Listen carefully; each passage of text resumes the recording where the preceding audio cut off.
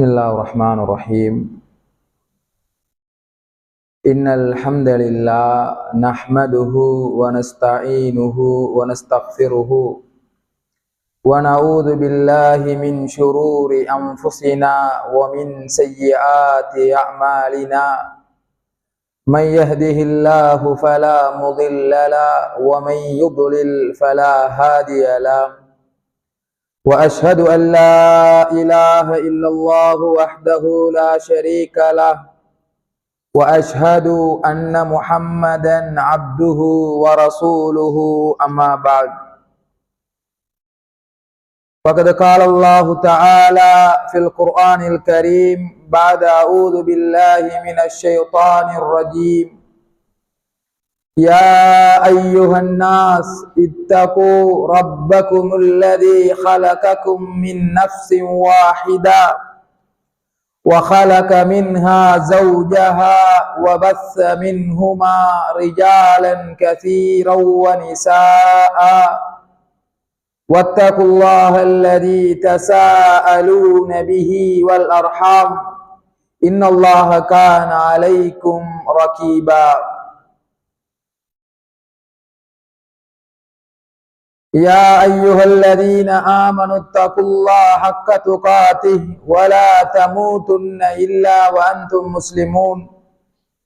يا أيها الذين آمنوا اتقوا الله وقولوا قولا سديدا يصلح لكم أعمالكم ويغفر لكم ذنوبكم ومن يطع الله ورسوله فقد فاز فوزا عظيما. فإن أصدق الحديث كتاب الله وخير الهدي هدي محمد صلى الله عليه وسلم وشر الأمور محدثاتها وكل محدثة بدعة وكل بدعة ضلالة وكل ضلالة في النار. புகழ் அனைத்தும் ஏகவல்லோன் அல்லாஹுக்கே உரியது. அல்ஹம்துலில்லாஹ்.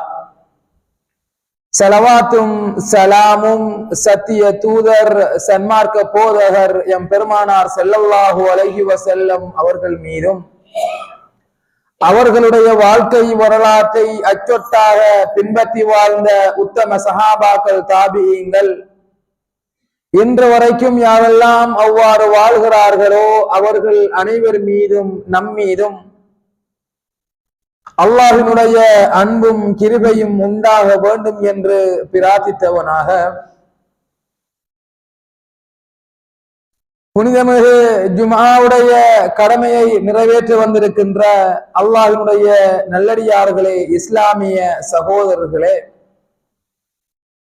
அல்லாஹ்வுடைய கட்டளைகளை தம்முடைய வாழ்க்கையிலே எடுத்து நடக்குமாறும் அவன் எவற்றையெல்லாம் ஹராம் அதனை விட்டும் நீங்கள் முழுமையாக விலகி நடந்து கொள்ளுங்கள் என்று அல்லாஹு தஆலா எப்படியான காரியங்களை எல்லாம் அடையாளப்படுத்தினானோ அந்த காரியங்களை விட்டு தவிர்ந்து நடப்பதற்கு அல்லாஹு தஆலா எனக்கும் உங்களுக்கும் அருள் புரிய வேண்டும். இதனை நாம் நம்முடைய வாழ்க்கையிலே அமுல்படுத்த முன்வர வேண்டும் என்று கேட்டுக்கொண்டவனாக நாமெல்லாம் துல்காதா மாதத்திலே இருந்து கொண்டிருக்கிறோம். இன்னும் 2 வாரங்களுக்கு பின்னால் துல்ஹஜ் என்ற ஒரு மாதம் ஆரம்பமாக இருக்கிறது. ஹஜ் கடமையை நிறைவேற்றுவதற்காக வேண்டி இந்த நாட்களிலே புனித ஹஜ் யாத்திரைகள் எல்லாம் பயணம் செய்து கொண்டிருக்கிறார்கள். அல்லாஹ் அவருடைய ஹஜ்ஜை ஏற்றுக்கொள்ளப்பட்ட ஹஜ்ஜாக ஆக்க வேண்டும் என்று பிரார்த்தித்தவனாக இந்த துல்ஹஜ் மாதத்தினுடைய முதல் 10 நாட்கள் இந்த உலகத்திலே இருக்கிற நாட்களிலே பகல் பொழுதுகளிலே சிறந்த பகல் பொழுதுகளாக இருக்கிறது என்று சொல்லி ஷேகுல் இஸ்லாம் இப்னு தைமியா ரஹ்மத்துல்லாஹி அலைஹி அவர்கள் கோடிட்டு காட்டுகிறார்கள். சிறந்த இரவு என்று வருகிற பொழுது அது லைலத்துல் கதிர் என்றும், பகல் பொழுதுகள் என்று வருகிற பொழுது அது துல்ஹஜ் மாதத்தினுடைய முதல் 10 நாட்களும் சிறப்பு வாய்ந்த நாட்களாக இருக்கிறது. எனவே நாம் அந்த நாட்களிலே நிறைய நன்மைகளை செய்து நல்ல அல்லாஹ்விடம் கூலிகளை அடைய வேண்டும். அல்லாஹ் நம் அனைவருக்கும் தௌஃபீக் செய்ய வேண்டும். எனவே நான் அந்த அடிப்படையிலே அல்லாஹும் அவனுடைய தூதரும் எப்படியான காரியங்களை ஒரு மனிதன் செய்வதன் மூலம் சுவர்க்கம் செல்ல முடியுமோ அந்த நல்லமலை அல்லாஹும் அவனுடைய தூதரும் சொல்லிவிட்டு அதற்கு பின்னால் நீங்கள் இதனை செய்தால் நீங்கள் சுவர்க்கம் நுழைவீர்கள் என்று அந்த ஹதீஸிலே அல்லது அந்த திருமறை வசனத்திலே அல்லாஹும் அவனுடைய தூதரும் எதை சொன்னார்களோ அந்த ஒரு சில விடயங்களை இன்றைய இந்த ஹுதுபாவிலே ஞாபகம் ஊட்டலாம் என விரும்புகிறேன். அதிலே முதலாவதாக இன்றைய காலத்திற்கு ஒத்ததாக இருக்கிற ஹஜ் என்ற வணக்கத்தை நாம் அடையாளப்படுத்தலாம். அல்லாஹுடைய தூதர் ஸல்லல்லாஹு அலைஹி வஸல்லம் அவர்கள் சொல்லுகிற பொழுது, யார் எந்த விதமான பாவங்கள் செய்யாமல் சொல்லாலும் செயலாலும் எந்த விதமான பாவங்கள் செய்யாமல் யார் அந்த ஹஜ் வணக்கத்தை மேற்கொள்கிறாரோ அவர் எப்படி என்று சொன்னால் ரஜா கயௌமி வலதத்ஹு உம்மு, அன்று பிறந்த பாலகனை போன்று அவர் திரும்பி விடுகிறார் என்று அல்லாஹுடைய தூதர் ஸல்லல்லாஹு அலைஹி வஸல்லம் அவர்கள் சொல்கிறார்கள். இந்த செய்தி புகாரியிலே பதிவு செய்யப்பட்டிருக்கிறது. இன்னும் ஒரு செய்தியை நாம் பார்ப்போமாக இருந்தால், அல் ஹஜ்ஜுல் மப்ரூர் லைஸ லஹு ஜஸாஉன் இல்லல் ஜன்னா, ஒரு நல்ல ஒரு ஹஜ் அதற்கான கூலி என்னவென்றால் சுவர்க்கம் என்று சொல்லி அல்லாஹுடைய தூதர் ஸல்லல்லாஹு அலைஹி வஸல்லம் அவர்கள் அடையாளப்படுத்துகிறார்கள். இது அஹ்மதிலே பதிவு செய்யப்பட்டிருக்கிறது. அன்பான இஸ்லாமிய சகோதரர்களே, அல்லாஹுடைய நல்லடியார்களே, ஹஜ் என்ற ஒரு வணக்கம் சில ஹதீதுகளிலே 4வது, சில ஹதீதுகளிலே 5வது கடமை என்று அடையாளப்படுத்தப்பட்டிருக்கிறது. இஸ்லாத்தினுடைய தூண்களிலே மிக முக்கியமான ஓர் அம்சமாக இந்த ஹஜ்ஜும் காணப்படுகிறது. இஸ்லாம் என்ற அந்த மார்க்கம் ஒரு மனிதனிடம் முழுமை பெற வேண்டுமாக இருந்தால் அதிலே தொழுகை, நோன்பு, ஜகாத் என்பது போன்று ஹஜ்ஜும் மிக முக்கியமான ஒரு அம்சமாக இருந்து கொண்டிருக்கிறது. ஆனால் அதற்கான நிபந்தனை என்ன என்று நாம் பார்க்கிற பொழுது, அவர் உடலாலும் பொருளாதாரத்தாலும் சக்தி பெற்றவராக இருக்க வேண்டும் என்பதை நாம் புரிந்து கொள்ள வேண்டும். இந்த நிபந்தனை அடிப்படையிலே நாம் பார்க்கிற பொழுது எல்லோருமே நினைப்பார்கள், ஹஜ் என்ற வணக்கம் செய்வதாக இருந்தால் என்னிடம் காசு இருக்க வேண்டும். சுமாராக இன்றைய மதிப்பீட்டின்படி அன்னளவாக சுமார் 23 லட்சம் இருந்தால் நான் ஹஜ் செய்யலாம் என்ற உணர்வு அவர்களுக்குள் இருக்கும். ஆனால் அவரிடம் 8-10 ஏக்கர் நெற்காணிகள் இருக்கும். அதை அவர் தன்னுடைய பொருளாதாரமாக கணக்கெடுப்பது கிடையாது. ஒரு ஏக்கர் காணியை விற்றாலே காணும் அவரும் அவரோடு சேர்ந்து இன்னும் 2 பேரும் அழகான முறையிலே ஹஜ் செய்யலாம், அல்லது அவரும் அவருடைய மனைவியும் ஹஜ் செய்யலாம். நிறைய வளவுகள் எல்லாம் கிடக்கும். அதை அவர் தன்னுடைய பொருளாதாரமாக பார்ப்பது கிடையாது. அல்லது இன்னும் சிலர் நினைக்கலாம், நாம் ஒரு 40-50 வயதிலே இருந்து கொண்டிருக்கிறோம், இன்னும் ஒரு 10 வருடங்கள் செல்லட்டும், 15 வருடங்கள் செல்லட்டும், தம்முடைய பிள்ளைகளை எல்லாம் கரையேற்றி விட்டு அல்லது வீட்டிலே நான் ஓய்வெடுக்கிற நேரத்திலே அந்த ஹஜ்ஜை நாம் செய்வோம் என்று நாம் நினைத்துக் கொண்டிருக்கலாம். ஆனால் அன்பான இஸ்லாமிய சகோதரர்களே, அல்லாஹ்வுடைய நல்லடியார்களே, ஒரு மனிதனுக்கு எப்பொழுது பொருளாதாரம் வந்து விடுகிறதோ, ஹஜ்ஜி செய்வதற்கான சக்தி உடலாலும் பொருளாதாரத்தாலும் ஏற்பட்டு விடுகிறதோ, அன்றைய தினமே அவருக்கு ஹஜ்ஜு கடமையாகி விடுகிறது என்பதை நாம் புரிந்து கொள்ள வேண்டும்.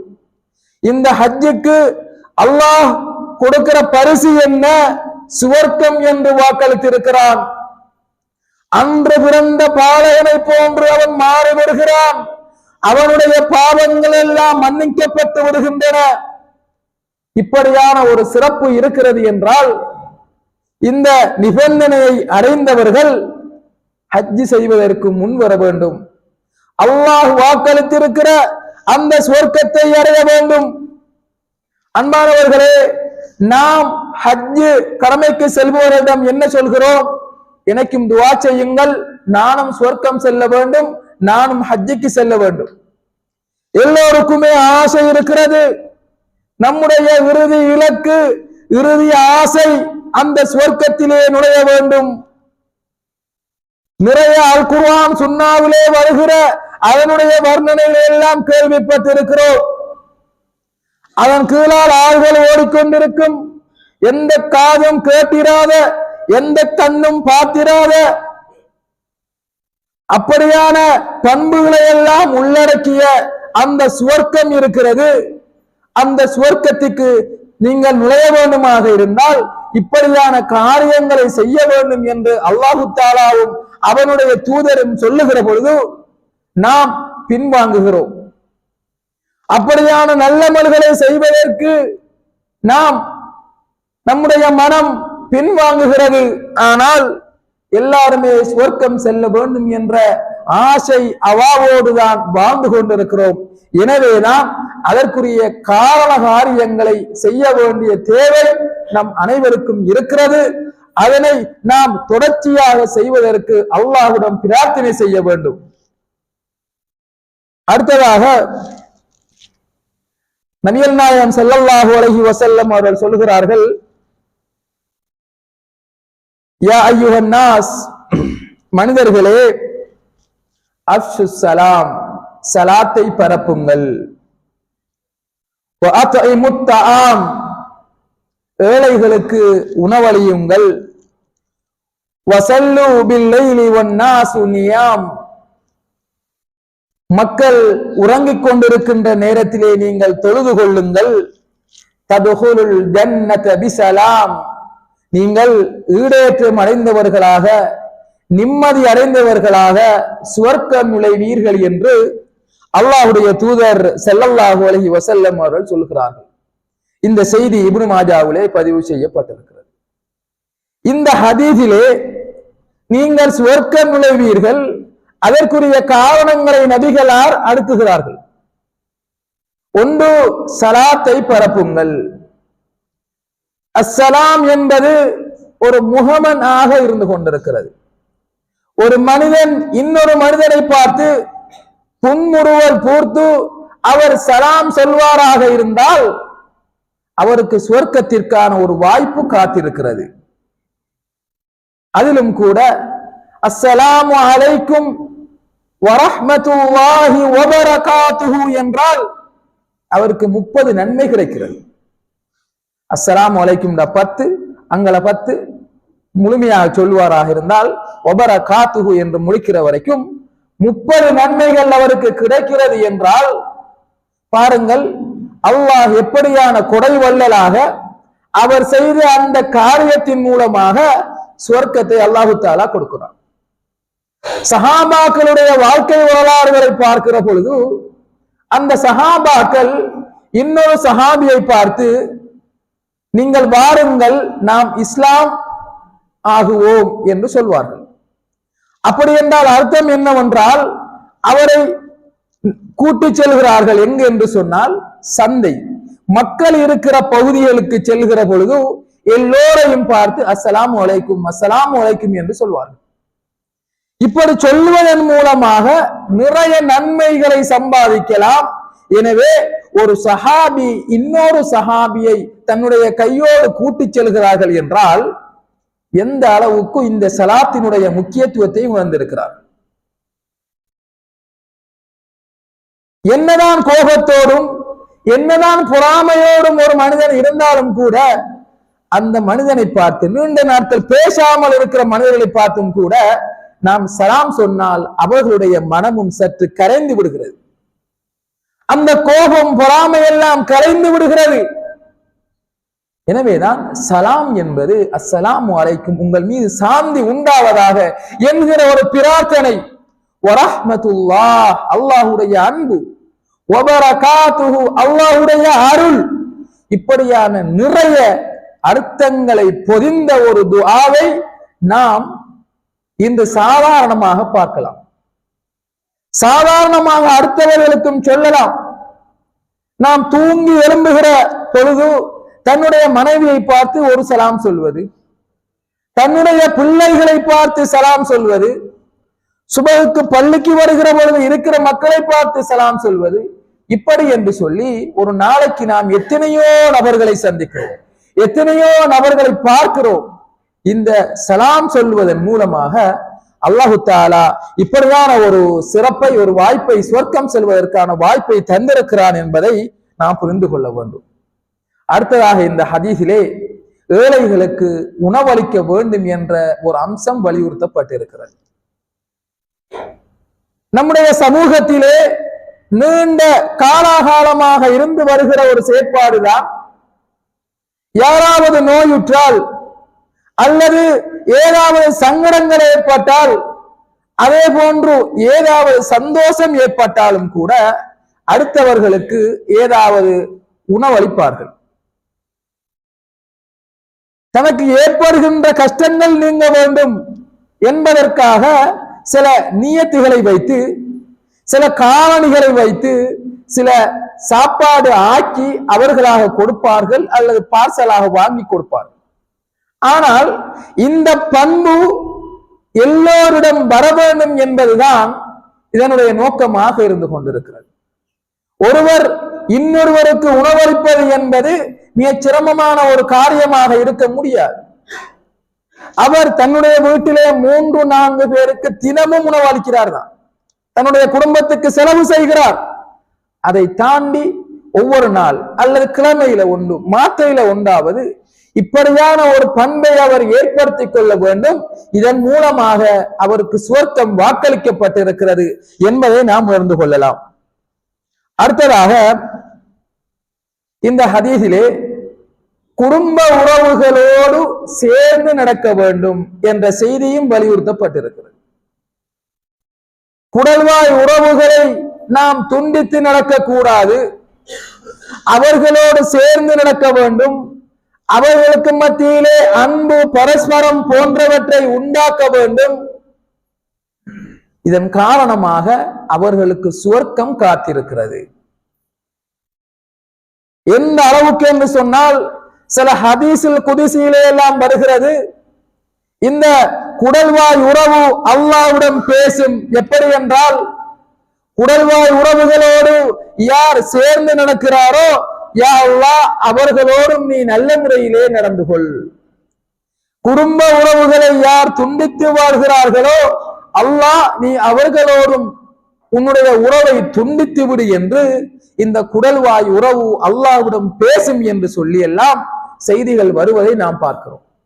எனவேதான் குடும்ப உறவுகளை துண்டித்து யாரும் வாழ முடியாது. எனவேதான் இந்த குடும்ப உறவுகளை சரியான முறையிலே இஸ்லாம் சொல்லுவதன் பிரகாரம் அவர் நடப்பதன் மூலம் சுவர்க்கம் அவருக்கு காத்திருக்கிறது என்பதை நாம் இந்த செய்தியிலே புரிந்து கொள்ளலாம். அடுத்ததாக இரவு நேரங்களிலே எழுந்து தஹஜ்ஜுடைய தொழுகைகளை தொழுவது ஏனைய சுன்னத்தான தொழுகைகளை எல்லாம் தொழுவது ஒரு மனிதன் சுவர்க்கம் செல்வதற்கு சிறந்த ஒரு வாய்ப்பாக இருந்து கொண்டிருக்கிறது. அன்பானவர்களே, மக்கள் எல்லாம் உறங்கிக் கொண்டிருக்கிற ஒரு நேரத்திலே, இரவு நேரம் என்பது தூக்கத்திலே நாம் நம்மை ஆட்கொள்கிற, தூக்கத்திலே நாம் இருந்து கொண்டிருக்கிற பொழுது வேறு எந்த வேலையும் செய்வதற்கு நமக்கு சிந்தனை வராது. எழும்பி ஏதாவது ஒன்றை எடுப்பதற்கு கூட மனம் வராது. அப்படியான ஒரு சந்தர்ப்பத்திலே யார் எழுந்து இப்படியான சுன்னத்தான தொழுகைகளை தொழுகிறாரோ அவருக்கு அல்லாஹு தஆலா சுவர்க்கத்தை வாக்களித்து இருக்கிறார். அன்பான இஸ்லாமிய சகோதரர்களே, இன்று நாம் சாதாரணமாக பார்க்கலாம், கடற்தொழிலாளிகள் எப்பொழுதும் அநேகமாக சுபஹுக்கு முன்னால் எழும்பி விடுவார்கள். வயலுக்கு செல்கிறவர்கள் கூட அவர்களும் சுபஹுக்கு முன்னால் எழும்பி விடுவார்கள். இப்படி சில தொழிலே இருக்கிறவர்கள் அவர்களுக்கு இது மிகவும் இலகுவானது. அவர்கள் தங்களுடைய தொழில்களுக்கு செல்வதற்கு முன்னால் அல்லாஹ்விடம் தொழுது பிரார்த்திக்கிற பொழுது இப்படியான ஒரு சுவர்க்கம் நீங்கள் நுழையலாம் என்ற வாய்ப்பு அவர்களுக்கு எளிதாக அமைந்து விடுகிறது. அதே போன்றுதான் நாம் சுபஹுடைய தொழுகைக்கு எழும்புகிறோம். அதை தாண்டி அதற்கு முன்னால் நாம் எழும்பி சில ரக்காத்துகளை தொழுகிற பொழுது நமக்கும் அல்லாஹு தஆலா இப்படியான ஒரு பாக்கியத்தை வைத்திருக்கிறார். எனவேதான் இரவு நேரங்களிலே, தஹஜ்ஜுடைய நேரங்களிலே நாம் இப்படியான சுன்னத்தான தொழுகைகளை தொழுகிற பொழுது சுவர்க்கம் நாம் செல்ல முடியும் என்ற ஒரு விடயத்தை இந்த செய்தியின் மூலமாக நாம் பார்க்கலாம். அடுத்த காரணியாக, பேசுகிற பொழுது உண்மை பேசுவது, வாக்குறுதிகளை மீறாமல் நடந்து கொள்வது, அமானியத்தை நிறைவேற்றுவது, அதே போன்று ஒரு மனிதன் தன்னுடைய அகத்தை பாதுகாப்பது, தன்னுடைய பார்வையை தாழ்த்திக் கொள்வது, தன்னுடைய கை வீணான செயற்பாடுகளை விட்டும் தன்னுடைய கையை தடுப்பது, இப்படியான அனைத்து காரியங்களையும் ஒன்று சேர அல்லாஹ்வுடைய தூதர் ஸல்லல்லாஹு அலைஹி வஸல்லம் அவர்கள் ஒரு செய்தியை சொல்கிறார்கள். எப்படி என்றால், நபிகள் நாயகம் ஸல்லல்லாஹு அலைஹி வஸல்லம் அவர்கள் சஹாபாக்களிடம் சொல்கிறார்கள், நீங்கள் எனக்கு 6 காரியங்களை நீங்கள் பாதுகாத்து தந்தால் நீங்கள் சுவர்க்கம் செல்வதற்கு நான் பொறுப்பு என்று சொல்கிறார்கள். அவ்வுமன் உலக்குமுல் ஜன்னா, நீங்க சுவர்க்கம் போறதுக்கு நான் கேரண்டி. நம்ம சொல்லுவோம் இல்லையா, உத்தரவாதம் தருகிறேன், 6 காரியங்களை நீங்கள் எனக்காக வந்து செஞ்சுதாங்க, நீங்க சுவர்க்கம் போறதுக்கு நான் உத்தரவாதம் தருகிறேன் என்று சொல்லி அல்லாஹ்வுடைய தூதர் ஸல்லல்லாஹு அலைஹி வஸல்லம் அவர்கள் சொல்லிவிட்டு, நீங்கள் பேசினால் உண்மை பேசுங்கள், வஅஃபு இதா வஅத்தும், நீங்கள் யாருக்காவது வாக்களித்தீர்கள் என்றால் அந்த வாக்குறுதியை நீங்கள் நிறைவேற்றுங்கள், வஅத்து, நீங்கள் யாருக்காவது அமானிதம் உங்களிடம் இருக்குமாக இருந்தால், யாராவது ஏதாவது பொருளை அல்லது ஏதாவது ஒன்றை உங்களிடம் தந்திருக்கிறார்கள் என்றால் அமானிதமாக அந்த அமானிதத்தை நீங்கள் நிறைவேற்றுங்கள். வஹ்ஃபது ஃபுரூஜக்கும், உங்களுடைய மர்மஸ்தானங்களை நீங்கள் பாதுகாத்துக் கொள்ளுங்கள். வகல்லு அப்சாரக்கும், உங்களுடைய பார்வைகளை விட்டு நீங்கள் உங்களுடைய பார்வைகளை தாழ்த்திக் கொள்ளுங்கள்.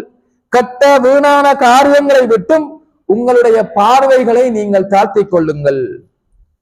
வகுஃபு ஐதியக்கும், உங்களுடைய கைகளையும் நீங்க என்ன செஞ்சு கொள்ளுங்க, கெட்டவற்றை விட்டும் தடுத்து கொள்ளுங்கள் என்று சொல்லி அல்லாஹ்வுடைய தூதர் ஸல்லல்லாஹு அலைஹி வஸல்லம் அவர்கள் இந்த 6 காரியங்களையும் சொல்கிறார்கள்.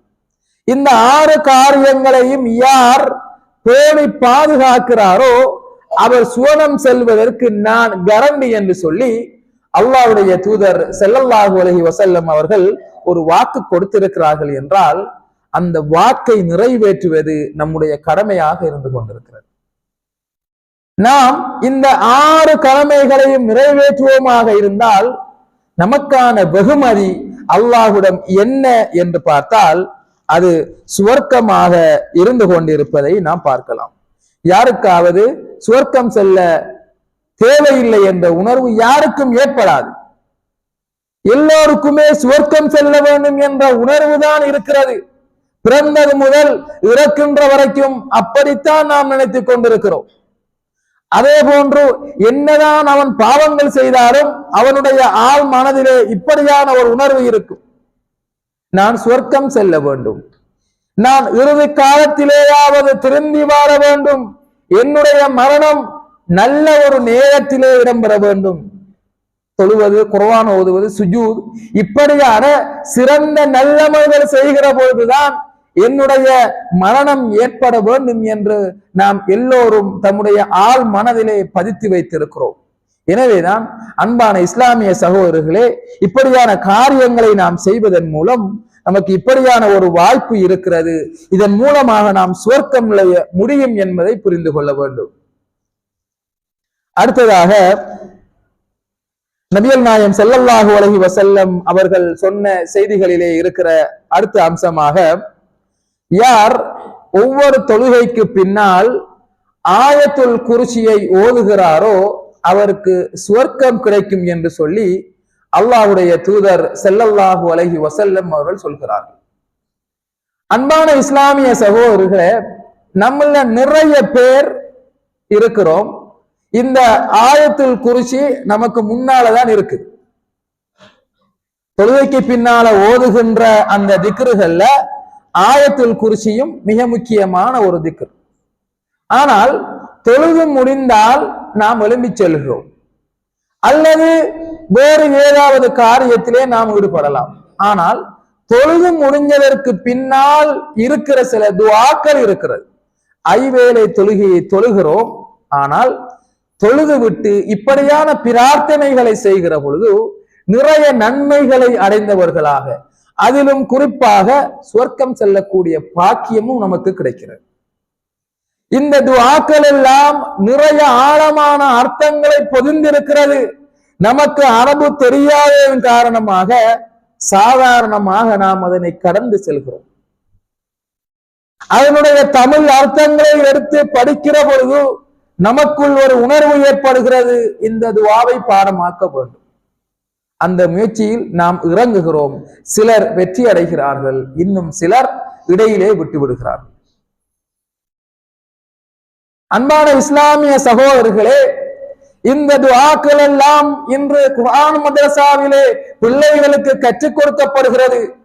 ஆனால் பெற்றோராகிய நாம் அந்த துஆக்கள் தெரியாதவர்களாக அல்லது பேர பிள்ளைக்கு தெரியும் அப்பாவுக்கு தெரியாதவர்களாக நாம் இருந்து கொண்டிருக்கிறோம் என்றால் இவ்வளவு காலத்தையும் நாம் எப்படி கழித்திருக்கிறோம் என்ற ஒரு கேள்வியை கேட்டு பாருங்கள். 60 வருடம் தொழுதிருக்கிறேன், 65 வருடம், 55 வருடம், ஆனால் எனக்கு தொழுகைக்கு பின்னால் ஓதுகிற துஆக்கள் தெரியாது. ஒவ்வொரு நாளுக்கும் பள்ளிக்கு வருகிறார், இங்கே தொங்க விடப்பட்டிருக்கிறது, அதை பாடமாக்க வேண்டும் என்ற உணர்வு அவருக்கு ஏற்படவில்லை. அதே போன்று காலை மாலை துஆக்களிலும் கூட ஆயத்துல் குர்சி ஓதப்படுகிறது. தூங்குகின்ற பொழுதும் கூட நபிகளார் ஆயத்துல் குர்சியை ஓதுமாறு சொல்லி இருக்கிறார்கள். இப்படி ஆயத்துல் குர்சி என்பது அல் குர்ஆனிலே வருகிற ஒரு ஆயத்து. எனவேதான் இது மிகவும் முக்கியத்துவம் வாய்ந்த ஒரு துஆவாக இருந்து கொண்டிருக்கிறது. நபிகள் நாயகம் ஸல்லல்லாஹு அலைஹி வஸல்லம் அவர்கள் சொல்கிறார்கள், நசாயிலே வருகிற செய்தி, ஒருவர் ஆயத்துல் குர்சியை ஓதுவாராக இருந்தால் அவர் சுவர்க்கம் செல்ல தடையாக இருப்பது அவருடைய மரணம் தான். ஓதி முடிய மரணிச்சார் அவருக்கு சுவர்க்கம் என்ற கருத்துப்பட அல்லாஹ்வுடைய தூதர் ஸல்லல்லாஹு அலைஹி வஸல்லம் அவர்கள் சொல்லுகிறார்கள் என்றால் இந்த துஆ எந்த அளவுக்கு முக்கியத்துவம் வாய்ந்த ஒரு துஆவாக இருந்து கொண்டிருப்பதை நாம் பார்க்கலாம். அது மாத்திரமல்லாமல் சையதுல் இஸ்திக்ஃபார் என்ற ஒரு துஆ இருக்கிறது. அல்லாஹும் அன்த ரப்பி லா இலாஹ இல்லா அன்த் என்று ஆரம்பிக்கிற ஒரு துஆ, அதுவும் இங்கே இருக்கிற ஒரு துஆ தான். இந்த துஆவை பற்றி நபிகள் நாயகம் ஸல்லல்லாஹு அலைஹி வஸல்லம் அவர்கள் சொல்லுகிற பொழுது, வமன் காலஹா ஃபின்னாரி மூகினன் பிஹா, யார் உறுதியாக அதனை ஈமான் கொண்டு அதனை ஏற்றுக்கொண்டு காலை பகல் பொழுதிலே அவர் அதனை ஓதுவாராக இருந்தால், அவர் மாலை ஆகுவதற்கு முன்னால் மரணித்தால் அவருக்கு சுவர்க்கம். யார் அதனை மாலை நேரத்திலே ஓதி காலை பொழுதை அடைவதற்கு முன்னால் அவர் மரணிப்பாராக இருந்தால் அவருக்கும் சுவர்க்கம் என்று சொல்லி அல்லாஹ்வுடைய தூதர் ஸல்லல்லாஹு அலைஹி வஸல்லம் அவர்கள் சொல்கிறார்கள். பாருங்கள் எந்த அளவுக்கு இந்த துஆ வலியுறுத்தப்பட்டிருக்கிறது. இதுவும் கூட காலை மாலையிலே ஓதுகிற துஆ, அதே போன்று தொழுகையிலும் கூட ஐவேளை தொழுகைக்கு பின்னால் நாம் ஓதுகிற ஒரு துஆ சையதுல் இஸ்திக்ஃபார். நம்ம அல்லாஹ்க்கு அஸ்தக்ஃபிருல்லாஹ் அஸ்தக்ஃபிருல்லாஹ் பாவ மன்னிப்பு கேட்போம். அதுல சையது என்று சொன்னால் தலைவன். அப்ப எல்லா துஆக்களுக்கும் தலைவன் யார் என்று கேட்டால் இந்த துஆ தான். அல்லாஹும்ம அன்த ரப்பி லா இலாஹ என்று ஆரம்பிக்கிற அந்த துஆவாக இருந்து கொண்டிருக்கிறது. அப்ப சையதுல் இஸ்திக்ஃபார் என்ற துஆவை யார் ஓதுகிறாரோ அவருக்கு சுவர்க்கத்தை அல்லாஹ் தஆலா வாக்களிக்கிறான் என்றால், இந்த துஆவுக்கும் நமக்கும் என்ன சம்பந்தம் இருக்கிறது? அந்த செய்தியிலே வருகிற மூகினன் பிஹா, அதனை ஆழமாக உணர்ந்து அதனை ஈமான் கொண்டு அவர் அந்த துஆவை ஓத வேண்டும். வெறுமனே கடகன்னு சொல்லி ஓதுற மாதிரி அல்ல, நிறுத்தி நிதானமாக அல்லாஹ்வுடைய அந்த உணர்வோடு சுவர்க்கம் கிடைக்க வேண்டும் என்ற உணர்வோடு அவர் இந்த துஆவை ஓதுவாராக இருந்தால் அல்லாஹு தஆலா அவருக்கு இப்படியான ஒரு விடயத்தை பரிசளிக்கிறான். எனவேதான் இந்த துஆவிலே நாம் கண்ணும் கருத்துமாக இருக்க வேண்டும் என்பதை புரிந்து கொள்ள வேண்டும். அடுத்ததாக, ஒரு மனிதன் சுவர்க்கம் செல்வதற்கு நபிகள் நாயகம் ஸல்லல்லாஹு அலைஹி வஸல்லம் அவர்கள் காட்டி தந்த செயற்பாடுகளில் அடுத்ததாக, யார் ஒரு நாளைக்கு 10 அல்லது 12 ரகாத்துகள் சுன்னத்தான தொழுகைகள் தொழுகிறாரோ அவருக்கு சுவர்க்கம் கிடைக்கிறது. 10 என்று வருகிற பொழுது லுஹருக்கு முன்னால 2 பின்னால 2, 12 என்று வந்தால் லுஹருக்கு முன்னால 4, மற்றதெல்லாம் அப்படியே வரும். அதே போன்று மக்ரிபுக்கு பின்னால 2, இஷாவுக்கு பின்னால 2, சுபஹுக்கு முன்னால 2, டோட்டலாக நாம் கூட்டி பார்த்தால் லுஹருக்கு 4 என்று வைத்தால் முன்னால 12, லுஹருக்கு முன்னால 2 பின்னால 2 நாம நினைச்சோம் என்றால் 10. அல்லாஹ்வுடைய தூதர் எப்படி சொல்லுகிறார்கள் என்றால், யார் இந்த 12 ரகாத்துகளை தொழுகிறாரோ புனியலஹு பைத்துன் ஃபில் ஜன்னா, அவருக்கு சுவர்க்கத்திலே ஒரு வீடு கட்டப்படுகிறது என்று சொல்லி நபிகள் நாயகம் ஸல்லல்லாஹு அலைஹி வஸல்லம் அவர்கள் சொல்கிறார்கள். இந்த செய்தி திருமிதியிலே பதிவு செய்யப்பட்டிருக்கிறது. அன்பான இஸ்லாமிய சகோதரர்களே, தொழுகை என்று வருகிற பொழுது நாம் வெறுமனே ஃபர்லை மாத்திரம் தொழுகிறோமா, அல்லது பாங்கு கேட்டு தொழுகையும் ஸ்டார்ட் ஆகி வார வாரத்துல தொழுக முடிய போறது? இன்னொரு சில செய்திகளிலே வருகிறது, சுன்னத்தான தொழுகைகள் பரலான தொழுகையிலே ஏற்படுகின்ற தவறுகளுக்கு பரிகாரமாக அமைகிறது, அதுல ஏற்படுகிற ஓட்டைகளை அடைக்கிறது. எனவேதான் சுன்னத்தான தொழுகைகளை விட்டு யாரும் விடுபட்டு இருக்க முடியாது, யாருக்கும் உத்தரவாதம் கொடுக்க முடியாது 100க்கு 100% நான் தொழுத பரலான தொழுகை சரி, அல்லாஹ் எனக்கு பூரணமான கூலிகளை தருவான் என்று யாரும் எண்ணிவிட முடியாது. எனவேதான் அதிலே ஏற்படுகிற குறைபாடுகளுக்கு பரிகாரமாக அல்லாஹு தஆலா சுன்னத்தான தொழுகைகளை வைத்திருக்கிறான் என்றால் அதிலும் நாம் ஆர்வம் காட்ட வேண்டும். அன்பானவர்களே, ஒரு நாளைக்கு 10 அல்லது 12 ரகாத்துகள் என்று வைத்துக் கொள்வோம். சுமார் மாத்தையில 30 நாள், வருஷத்துல 365 நாள், 40, 50, 60 வயதுகளை எல்லாம் கடந்திருக்கிறோம். என்றாவது ஒரு நாள் நாம் இந்த 10 அல்லது 12 ரக்காத்துகள் சுன்னத்தான தொழுகை தொழுது இருக்கிறோமா? எல்லோரும் இந்த கேள்வியை கேட்டு பாருங்கள். இந்த உலகத்திலே நாம் வீடு கட்ட வேண்டும் என்று மாடாய் உழைக்கிறோம். நிறைய பொருளாதாரத்தை எல்லாம் வீடுகளிலே நாம் செலவு செய்கிறோம். அதை கட்ட வேண்டும் என்று சொல்லி நமக்கான ஒரு வீடு சுவர்க்கத்திலே கட்டப்படுகிறது என்றால் நாம் அதற்கு முக்கியத்துவம் கொடுத்தோமா? அன்பானவர்களே, நானும் நீங்களும் இதை அடிக்கடி இந்த கேள்வியை கேட்க வேண்டும். எனக்கான ஒரு வீடு சுவர்க்கத்திலே இருக்கிறதா? எனக்கு இங்கு மாத்திரம் வீடு இருந்தா பத்தாது, சுவர்க்கத்திலும் ஒரு வீடு இருக்க வேண்டும். அப்பொழுதுதான் இந்த உலகத்திலே வாழ்ந்த வாழ்க்கைக்கு உண்மையான ஒரு பெருமானம் இருக்கும். அல்லது இந்த உலகத்திலே நாம் வெறுமனே சரத்துவ வாழ்க்கை வாழ்ந்திருக்கிறோம். சுவர்க்கம் செல்ல வேண்டும் என்ற உணர்வு நம் எல்லோருக்குமே இருக்கிறது. எனவேதான் 10 அல்லது 12 ரக்காத்துகள் நாம் தொழுவோமாக இருந்தால் அல்லாஹ் நமக்கு இப்படியான ஒரு சிறப்பை தந்திருக்கிறான். பரவான தொழுகைகளை தொழுகிறோம், ஆனால் அதற்கு முன்னால் லுகருக்கு கொஞ்சம் நேரம் முந்தி வந்தால் அதனுடைய சுன்னத்தை தொழுது கொள்ளலாம். தொழுது முடிந்ததற்கு பின்னால் உடனே செல்லாமல் லுகர், மகரிப், இஷா அந்த தொழுகைகளை நாம் சுன்னத்தான தொழுகைகளை தொழுவோமாக இருந்தால் இப்படியான ஒரு பாக்கியம் கிடைக்கிறது என்றால் யாரும் மிக எளிதாக விட்டுவிட மாட்டோம். அன்பான இஸ்லாமிய சகோதரர்களே, ஷைத்தான் நம்மை வழிகெடுப்பதற்கு காத்து கொண்டிருக்கிறான். நம்முடைய முன்னால் பின்னால் வலது இடது என்று சொல்லி எல்லாம் ஷைத்தான் வழிகெடுக்க காத்து கொண்டிருக்கிறான். நல்ல எண்ணங்கள் நமக்கு ஏற்பட்டாலும் அது நிலைப்பது கிடையாது. எல்லாம் ஷைத்தானுடைய மிக தூண்டுதலாக இருந்து கொண்டிருக்கிறது. எங்கு பார்த்தாலும் அனாச்சாரங்களும் அட்டூழியங்களும் நிறைந்த ஓர் உலகத்திலே வாழ்ந்து கொண்டிருக்கிறோம், அல்லாஹ் பாதுகாத்த மனிதர்களை தவிர. எனவேதான் அன்பான இஸ்லாமிய சகோதரர்களே, இப்படியான நல்லமல்களை செய்து அல்லாஹ் வாக்களித்திருக்கிற அந்த சுவர்க்கத்திலே நுழையக்கூடிய மக்களாக அல்லாஹு தஆலா என்னையும் உங்களையும் ஆக்கி அருள்வானாக. ஆமீன் ஆமீன் யா ரப்பல் ஆலமீன்.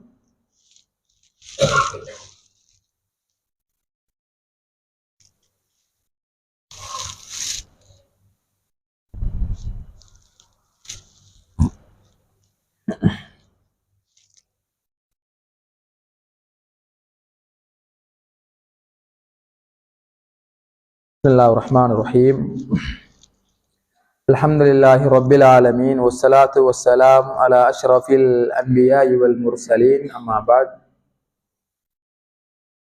அல்லாஹ்வுடைய தூதர், அதே போன்று அல்லாஹு தஆலா அடையாளப்படுத்திய ஏனைய சில காரணங்களை மேலோட்டமாக நாம் பார்ப்போமாக இருந்தால், யார் பொய் பேசுவதை, பகடிக்கும் பொய் பேசுவதை யார் விட்டு விடுகிறாரோ அவருக்கு சுவர்க்கம் என்ற ஒரு நற்செய்தியை சொல்லி இருக்கிறார்கள். அது மாத்திரமல்லாமல் விதண்டாவாதம் செய்யாமல் யார் நடந்து கொள்கிறானோ, சரியான விடயத்தை சொல்லுகிற பொழுதோ எடுத்து நடக்காமல் நான் சொல்லுவதுதான் சரி என்று விதண்டாவாதம் தர்க்கம் புரிகிறானோ அவன் இப்படியான பாக்கியம் அவனுக்கு கிடைக்காது. எனவே யார் விதண்டாவாதம் செய்யாமல் தர்க்கிக்காமல், பிழையான வழியிலே தர்க்கிக்காமல் யார் நடந்து கொள்கிறாரோ அவருக்கு சுவர்க்கம் கிடைக்கும் என்ற ஒரு செய்தியையும் நாம் பார்க்கலாம். அடுத்ததாக மிக முக்கியமான ஒரு செய்தி, நபிகள் நாயகம் ஸல்லல்லாஹு அலைஹி வஸல்லம் அவர்கள் மிஅராஜுடைய பயணம் மேற்கொள்கிறார்கள். அந்த சந்தர்ப்பத்திலே சுவர்க்கத்திலே ஒரு கால ஓசையை கேட்கிறார்கள். ஒரு சஹாபி நடந்து செல்கிறார். அடுத்த நாள் மறுகணமே பிலால் ரலியல்லாஹு அன்ஹு அவர்களை அழைத்து சொல்கிறார்கள், உங்களுடைய கால ஓசை, நீங்க நடந்து போறத நான் சுவர்க்கத்துல கேட்டேன். என்னை விட நான் இன்னும் போகல, உங்களோட கால ஓசை அங்க கேட்குது. நீங்க என்ன காரியம் நீங்க சிறப்பாக செஞ்சீங்க என்று கேட்கிறான். அதற்கு பிலால் ரலியல்லாஹு அன்ஹு அவர்கள் சொல்கிறார்கள், 2 காரியங்களை சொல்கிறார்கள். ஒன்று, நான் அதான் சொன்னால் 2 ரக்காத் தொழுவேன். அவர் பாங்குக்கு படிக்கப்பட்ட ஒரு நபித்தோழர். 2 ரக்காத்து தொழுவாரு.